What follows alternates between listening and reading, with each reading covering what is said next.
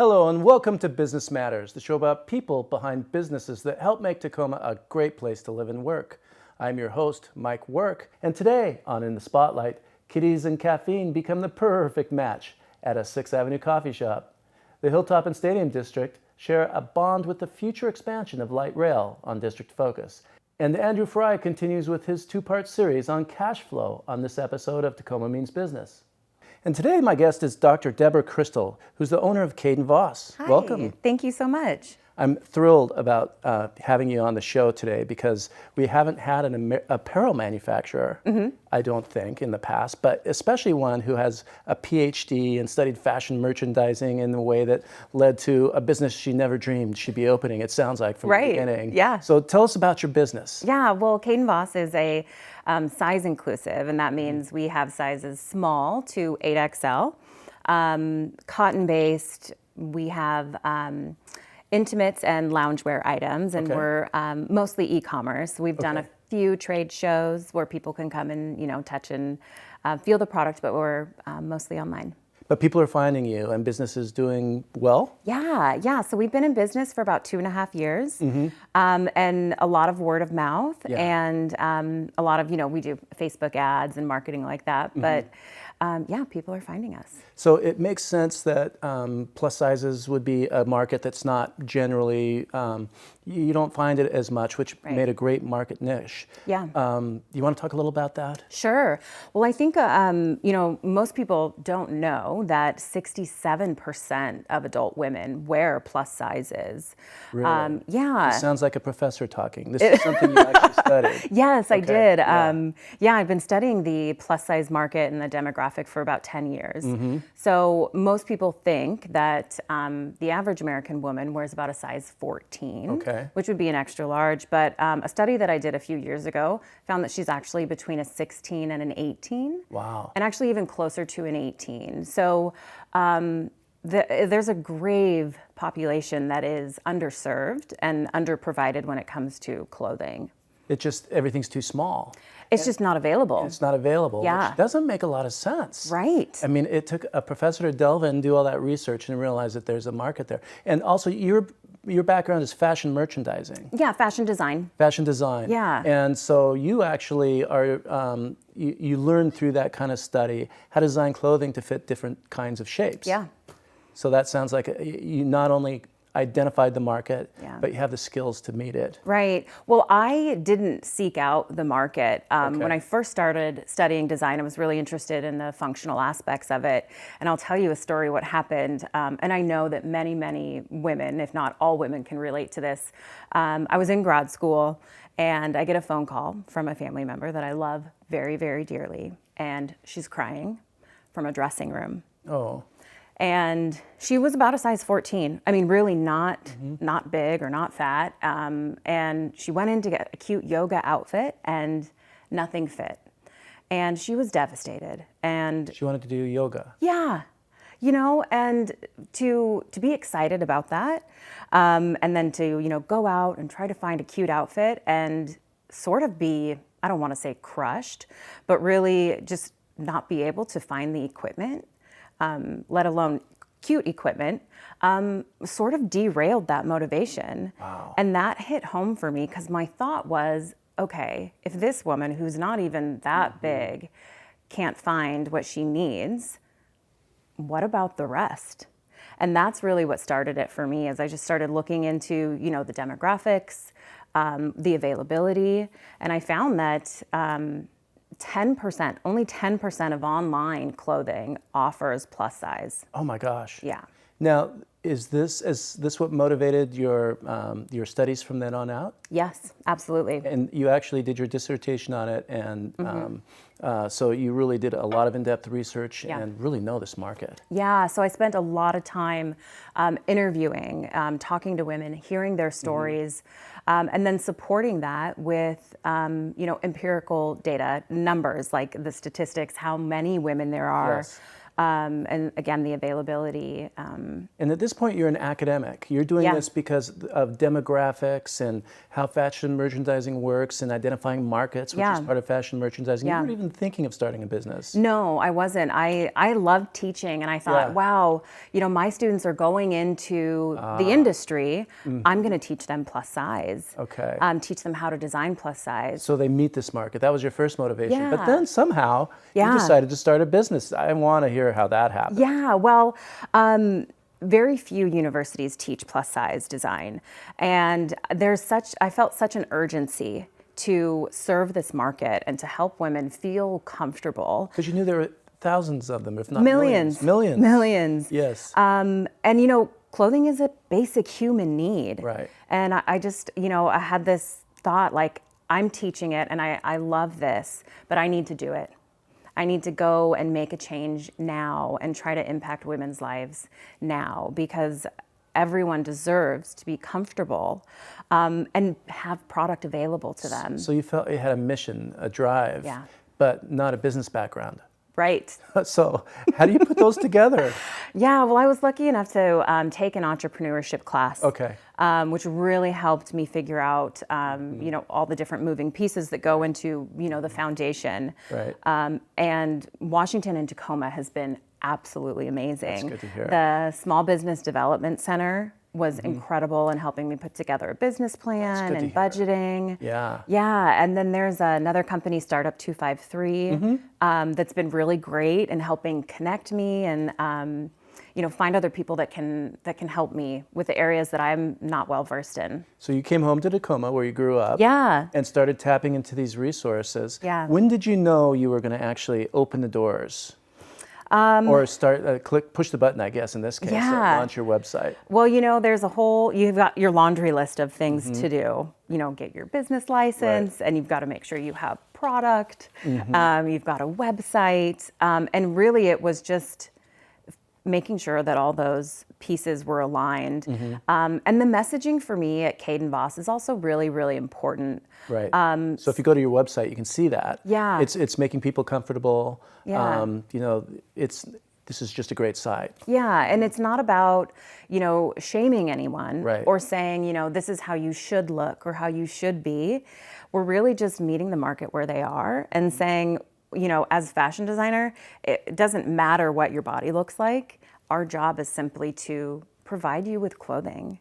And so the way that we communicate that is really important to me. So that there was a lot of groundwork in doing that. And once... Wow. So that's the whole marketing and the messaging, and then you have your product, and then you had to find a manufacturer. Yeah. How was that process? Yeah, so I really wanted to have a Made in America collection where the cotton was sourced here, the fabric was made here, the garments were cut and sewn here.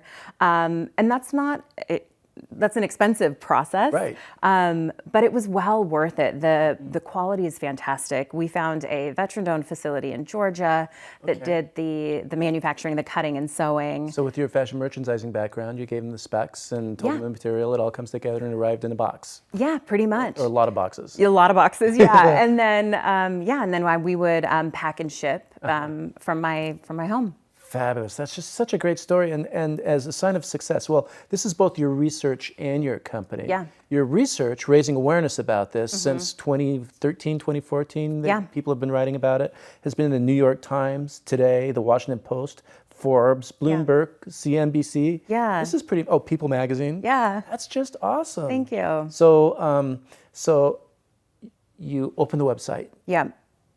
When did you know it was working? When sales started just consistently coming in. Yeah. And How long did that take? it took probably about 6 months to really get the ball kind of flowing and get all the kinks worked out. And then reviews started coming in, which really solidified for me that I was onto something. Wow. The majority of my products have 5-star reviews, and our customers are repeat customers. Okay. Meaning that they... Word of mouth. Yeah, and that they love the product. And what's also been really helpful is people are sharing it. on their own social medias. Oh, I see. Yeah, they'll get a picture, or they'll get a product, take a picture in it, and And you can kind of track that, can't you? Yeah. Yeah, that's so cool. so there's a community around it. It must feel great. Yeah. And you're here in Tacoma. Yeah.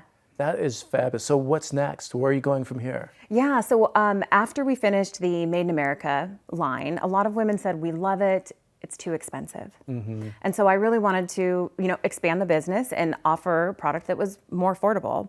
So I designed an imported collection, which has been a tremendous success. My customers are loving it. And right now I'm in maintenance mode. I've got a really solid, collection, really great pieces, and I'm, maintaining that. And probably steady growth. Yeah. Watching that, enjoying it. Are you still doing your own shipping? Yes, still doing my, fulfillment, packaging in-house. Yeah. But I like that because then I can add, a personal note or just, So great. yeah, something that shows people that there are humans behind it. Wow. So, so if I order from your company, I know I might get a note from you. Yes. That's just the coolest thing. You will. So one last thing. Sure. The name of your company is Kade Vos. Yeah. What does it mean? So when you're starting a business, part of it is coming up with a name, and a lot of names are already taken. And so with my background in academia, I thought, well, let's look at some Latin words. Of course. It was 2 a.m. in the morning. It was late at night, but I just had to pinpoint it down. And I came across Kade Vos, which loosely translates to the caretaker and you. The caretaker and you. Yeah, because ultimately I want to take care of women. Yes. Instead of, telling them how they should look or what they should be, I want to care for them. And it's amazing you have so much depth of knowledge and background that you brought to this business. Just amazing story. Thank you. Deborah, thanks for being a guest today. Thank you. An amazing story. I hope you get more business from it. You too. And I look forward to ordering something from you. Awesome. Thank you so much. Coming up, Stadium and Hilltop are the featured business districts on District Focus.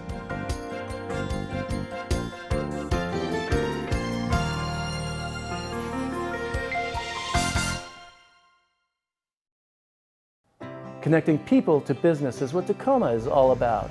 Sound Transit continues construction of the new Link Light Rail Extension project. Tacoma businesses along the line are preparing for the launch on this episode of District Focus. Hi, I'm from the Stadium Historic Business District. And I represent the Hilltop Business Association.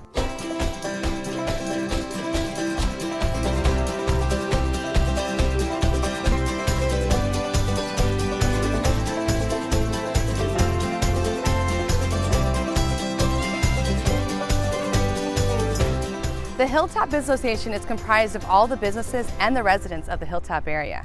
What I think is really unique about the Stadium District is the historic significance of our architecture and the founders of our city that lived right here. Mostly we're mom and pop stores, and people want to support people that they know. So I really feel like the Hilltop has that uniqueness about it. We definitely see with Sound Transit bringing in the transit through here in 2022, we definitely see more people coming up here, wanting to work here, wanting to live up here, wanting to do business up here. Well, we've been looking forward to this. We've known about that it was coming for a long time. It's going to be a different district, and I think we'll have to go through those growing pains as we adjust to the changes. But I think they're exciting. They're part of what a metropolitan area looks like. We're seeing the future growing. By 2022, we don't even know where it's going to go. We just see positivity up here. The one thing that has been really helpful is that Sound Transit has been very supportive in informing us on a weekly basis as to what the next stages and what the phases are. They're doing great with the signage here on MLK, really trying to promote the businesses of the Hilltop, even during this construction time. And you might notice throughout the district and up on MLK that these large blue signs that indicate all of our businesses and trying to draw attention to them. And that's the support of Sound Transit, and that's been very, very helpful. We want to bring more people to the community. We want to show people that our community Hilltop is growing. The change that's happened is that we have to look forward to the change in the future, and that's the only constant that we know. For information or updates on the Tacoma Link Extension project, visit Sound Transit's website at soundtransit.org/system-expansion. When we return, Andrew Fry will join us with small business cash flow ideas on Tacoma Means Business. Starting a business can be an economic adventure. Hidden startup costs can turn the adventure into a rough road. On this edition of Tacoma Means Business, Andrew Fry wraps up his series on cash flow needs focusing on the importance of managing your business finances. One of the people I love to talk to business about, just about starting a business, entrepreneurship, incubation, all that sort of things, is Thomas Kuljam, who is the director of VIBE, the Veterans Incubator for Better Entrepreneurship, located at the University of Washington Tacoma campus.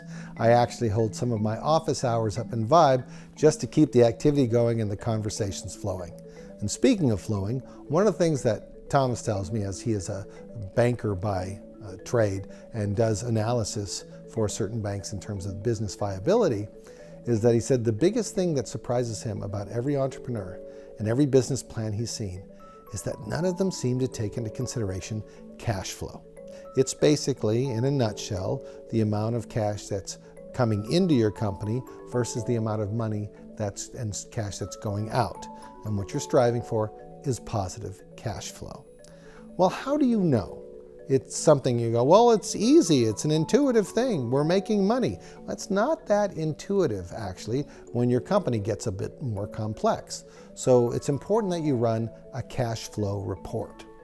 You should do it monthly, and it basically says how much money is coming in, how much cash is coming in, how many of our invoices are being paid, and it's basically how are we fueling up in order to pay off all of the expenses, which is the cash that's going out. And then in terms of calculating that, how much have you spent on purchases of equipment? That's cash going out. Although equipment adds to your asset value, it's still cash that's no longer available to you. The employee payment, debts that you have, anything of that sort. So you can put together a simple cash flow payment. And that should give you a decent idea of how things are going. You can have a cash flow that's negative, and it could put you in the hole for $50,000 in the course of 1 month because your cash flow is negative. But if you've got $500,000 in the bank, then basically you still got plenty of time. You've got about 10 months worth of burn before you're out of money. The next month, you might actually get $70,000 in and put $50,000 out, so you now have a cash flow positive of $20,000. You haven't made up for that $50,000 that went out, but now you're cash flow positive. Oftentimes when you're starting a new company, it's not about how long it takes to get to be profitable, but how long it takes to be cash flow positive. So what else can you do in terms of managing your cash flow? One of the things that you can do is start thinking about where your cash flow is coming in from. It's not only customers, it's not only purchases. If you have investments or anything that gains in value, that can be part of the cash flow that you're discussing. The other one is your investment dollar. That can help you with your cash flow. You can go out and get money in terms of investment by others that might come in on a monthly basis. Let's just say that you have an investor who's going to give you $200,000 for your company. Generally speaking, you might take that at $20,000 a month, in which case you're getting a cash in positive of $20,000 a month. And that's how you can start to do your analysis.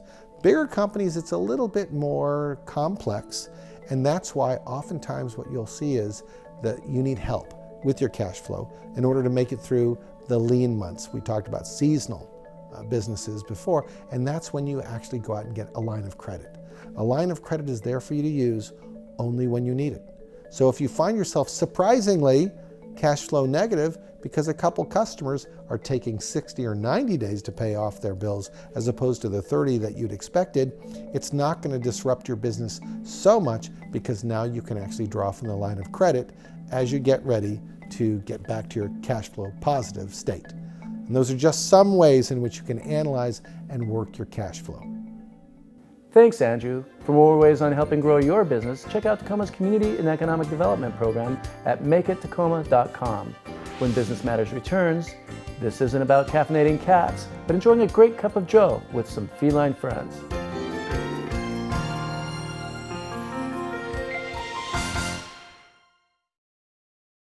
Frolicking felines matched with your favorite cup of joe are the themes to this barista's cafe that is far from your ordinary coffee shop.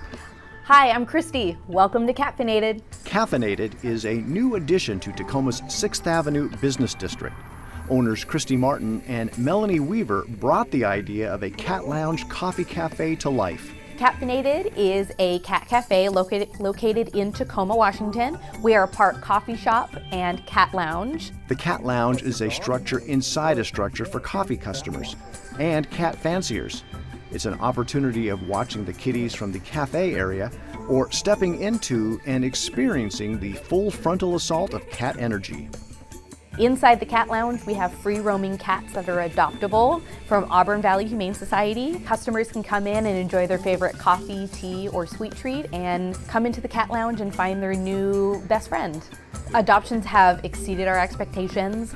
Each week, all of the cats that we receive on Monday go home the following Sunday, and all of our cats each week have been adopted. With the success of cat adoptions, Christy says their business plan focused on a variety of levels, from felines to parking. We have off-street parking, and before customers even set foot in Catffeinated, they really appreciate that we have off-street parking because parking can be pretty difficult here on 6th Avenue. Once they set foot in Catffeinated, they love looking at our merchandise, which is t-shirts, some cat toys, fun cat-themed items for all of the feline fanatics.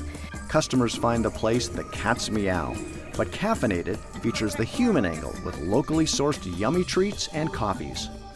We also have coffee that we partner with Valhalla, which is another 6th Avenue business. We also have plenty of sweet treats from another small business, Bon Appetina's, cat-shaped sugar cookies, and kitty cake pops. And what would happen if the cat and coffee worlds collided? A menu of choices that's designed to tickle the fancy of the most finicky palates. So some of our more popular items are the latte meowciatos, or a double chocolate meowca, espresso, and for people who don't like their coffee leaded, we do have decaf. Christy found a cat niche of helping others with their coffee and feline fun that seems to work. Catffeinated has 2 owners, myself and Melanie Weaver, and we have 5 employees. People like the calming atmosphere here in the cat lounge.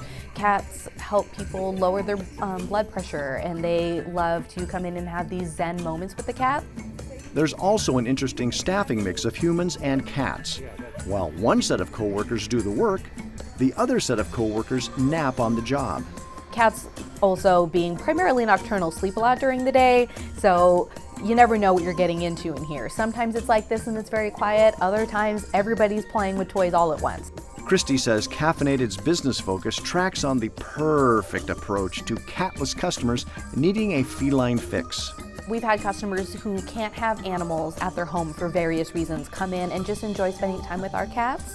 A lot of students, local students, have come in because they can't have cats in the dorms or in their apartment. So they come and set up their laptops and have a cup of coffee and spend time with the cats, and that's all what we're here for. As for expanding Catffeinated, Christy says they're taking things one paw at a time. The idea of a second Catffeinated location has come up, but because we're so new, we're kind of taking it month by month at the moment. Location can make or break a business. In Christy's case, she said a lot of research went into the pick, and Tacoma's 6th Avenue Business District was that pick. We chose Tacoma because we knew we get a lot of community support. It's a large metro area, and specifically the 6th Avenue Business District because of the other grouping of small businesses. Businesses need customers, and customers shop convenience. Christy says Catffeinated is becoming a go-to destination for the neighborhood. Catffeinated's turning into people's neighborhood coffee place, and we take that as a very big compliment. Forever feline homes wrapped around a cup of coffee sounds as unique as does ownership of a cafe by 2 owners that want to do good. Being a small business that's owned by 2 women, one of which is a veteran and a mother, and I'm a multiracial woman, it's an honor that people have opened their arms and their hearts to us. That's it for Business Matters. Join me next time for more insight into the Tacoma business scene. See you then.